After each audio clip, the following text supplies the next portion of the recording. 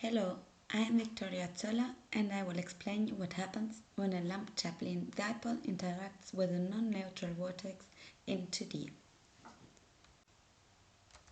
Well, first I will explain what a vortex is and what is special about a lump-Chaplin dipole. Then we will see the approaches we take in consideration while we try to describe numerically the interaction between the two different kinds of vortices. Then I will describe what happens when they interact, and finally we will discuss the application of this interaction to three-dimensional quasi-rheostrophic baroclinic flows. So what is a vortex? In fluid dynamics, a vortex is a region in a fluid in which the flow revolves around an axis line, and the vorticity is the curl of the flow velocity. Vortices exist as well in the air as in the ocean. For example, here we can see some from Kármán vortices with satellite data from NASA. It is a vortex street formed by processes known as vortex shedding, which is responsible for the unsteady separation of flow around obstacles, here for example the islands. On the other hand, on the right side, it's a typical image we see in the news describing bad or good weather, which comes with cyclones and anticyclones. As well in the ocean, we have these vortices too. They are known as eddies. Here we have some examples from the Angulas current. They are produced the same way as the ones in the air because of obstacles or because of currents, wind stress, and so on. The figures show the sea level anomaly, and for example, what we can see here is we have an eddy pair. So we have one cyclonic and another anticyclonic vortex, and they move together. As we have already seen the eddy pairs, we will focus now on the theoretical model of lump-Chaplin dipole. It is named in honor of Sir J. Chaplin and Horace Lump, who formulated it independently. The special about it is that the vortex is made of two symmetric poles with vorticity of opposite sign, so one cyclonic and one anticyclonic, that move along a straight line with constant velocity, confined by a circular separation of radius and surrounded by an irrotational flow. Its combination is really stable. Here we have a small example of this dipole, and we can see as well the trajectory. We observe that the colored liquid is introduced with an impulse which generates two dipoles. One pole of each dipole is turning clockwise and the other anti-clockwise. So we have a dipole in orange and another dipole in green. When they collide, the dipoles both change the direction, as they are formed now by half orange and half green dipole. As I told you before, we try to describe numerically processes that take place in our environment, as it can be the air or the ocean. As vortices are very complex structures, we try to simplify them as much as we can, giving different approaches to describe it. Therefore, here we will focus on two-dimensional flows. In general, the volume of a liquid does not change.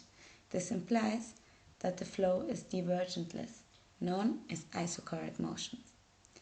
Well, to satisfy this equation, the two components of the equation have to be the same, but of opposite sign.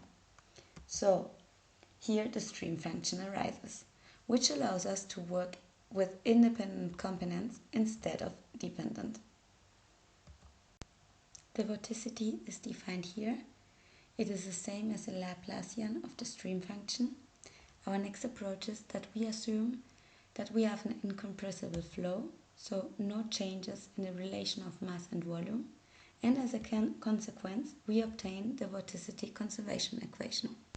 So, if we have an initial field of vorticity, we can calculate the vorticity for the next time step to see its evolution. We can do it as follows. As the vorticity is the Laplacian of the stream function, we can compute the stream function c. Once knowing c, we can compute the velocity for x and y. As we do have now the velocity and as well we know the vorticity conservation equation, we can compute the local change of vorticity. And finally, we can compute the vorticity for the next time steps, integrating further in time. As we wanted to know the interaction between a lump-Chaplin dipole and a positive vortex, we first created a dipole, which is represented by the first equation. J1 is the Bessel function of order 1.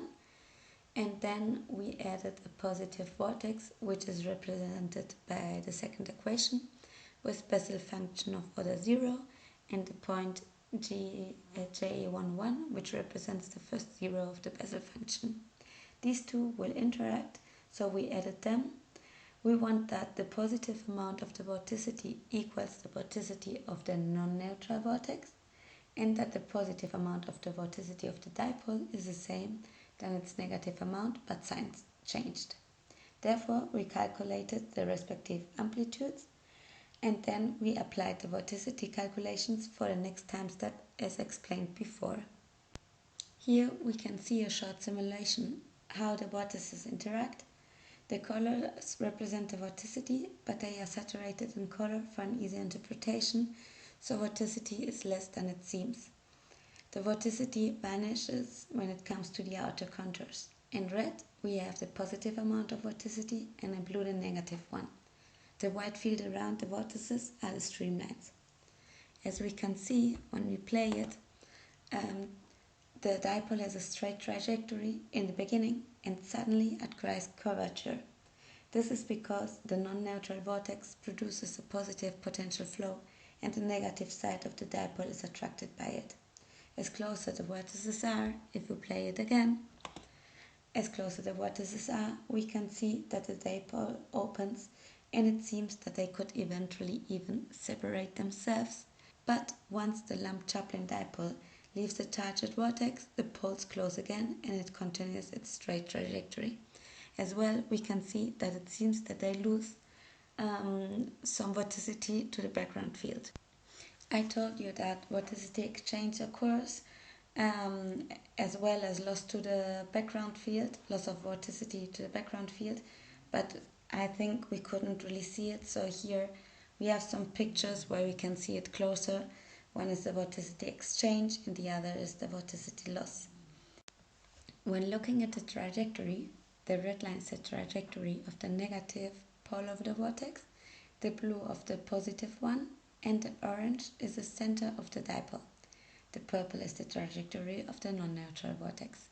Here we can affirm the straight trajectory and at the beginning as well as the end of the whole trajectory, and the opening of the poles, which are signed by the lines which are separating more from each other in the curvature. That the dipole recovers its straight trajectory implies a balanced vorticity exchange or loss, so that the positive and negative transport of vorticity are equal but of opposite sign. This effect is known as elastic scattering. Additionally, the same happens to the velocity. The velocity decreases when approaching the vortex, but once again, after it leaves the charged vortex, the velocity rises up again, close to its initial velocity. So finally, the difference in 3 dimensions is that we add density, which we hadn't in account right now. So instead of a barotropic, we will have a baroclinic environment, and the vorticity equation conservation will be now represented by the potential vorticity equation, conservation equation, and it is a geopotential function which depends on x, y and z. So the stream function in 2D was given by the radial component of Bessel function j and an azimuthal component formed by cosinus and sinus. And in 3D instead, it is the spherical Bessel function, depending once again on a radial Bessel, but this time depending on 2 different angles. It's rho and for the polar coordinates. And the velocity will be given by the geostrophic velocity. So as you see, the functions are quite similar, allowing us to jump from one to the other. This is the bibliography I used, and thank you for listening. If you have further questions, I'm here to respond to you. Thank you.